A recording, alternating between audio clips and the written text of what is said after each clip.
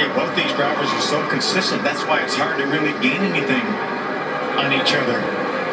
LeVar was able to get a couple points on Butterbean last week by finishing in that runner-up spot.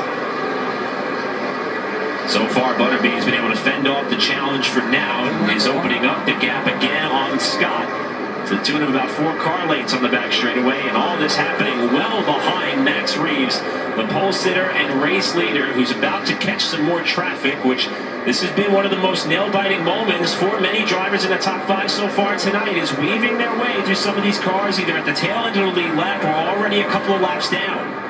Almost 4-second lead for Max over Butterbean. There's about 10 laps to go before we see that first race break. Reeves squeezing to the inside of Quinn Davis, then up to the outside of Brayton Labster, and around the outside of Dustin Hillenberg's number 11 machine by the time he gets to 3.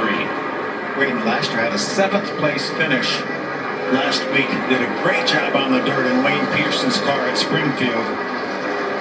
Wayne Peterson has made 838 starts in the Arca Menard Series, and that tied his best ever finish. Unbelievable. Going around Brad Smith as Scott tries to size up Queen again for a chance at that runner-up position. Probably within about 7 laps or so, that first opportunity for these race teams to work on their cars, and I'm sure some of them, Phil, are really looking forward to that chance. Oh, without a doubt. That maybe everybody other than Max Reeves and Matt Ross, but you know, Matt Ross has the experience to try to stay up with the racetrack. He knows the racetrack is changing some, but because he knows that Stephen Dawson with that 28 car and Glenn Parker with that 6 car are going to make some changes to try to run with that 18.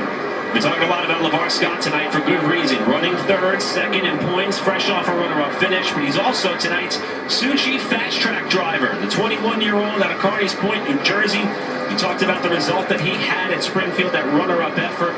13 top 10s in 14 starts this season, and also a big moment for him and his team not far from his hometown in New Jersey. He made his NASCAR Xfinity Series debut at Dover and had a respectable run there. Certainly did. Hopefully he gets another opportunity. I think he will get another opportunity possibly to run that Xfinity car. LeVar is someone who I happen to notice, especially in every race we've had the chance to go to, Phil, seems to know just about everybody in the pit area, whether it's not only fellow drivers, crew members, but he certainly earned a lot of the respect at the Arca garage. He always has a smile on his face. I just love LeVar. There's Kaylee Bryson, that's the 17 car, trying to stay in front of that 18 to try to keep him going a lap down. Should be a pretty good gap up to that 10 of Tony Cosentino. If Kaylee does go a lap down, she should get the free pass. Doing a nice job right now keeping that 18 car behind her with just a couple laps to go before this race break. Those lap cars are working in her favor right now. Max doesn't want to push the issue and go up to the 3rd lane to try to get around Kaylee. His patience has cost him a good bit in terms of his lead, but with that break on the horizon, still 2.5 seconds to work with for Reeves over Queen to remain in command of this race up to that break as Bryson continues to fight valiantly to stay on the lead lap. Probably needs to do it for about 1 more lap if she can. Couple lap cars there. Just don't let that 18 get underneath you, Kaylee.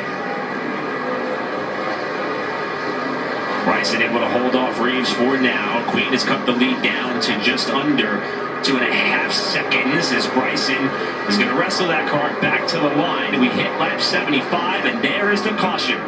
3rd yellow of the race. This one, our first scheduled race break.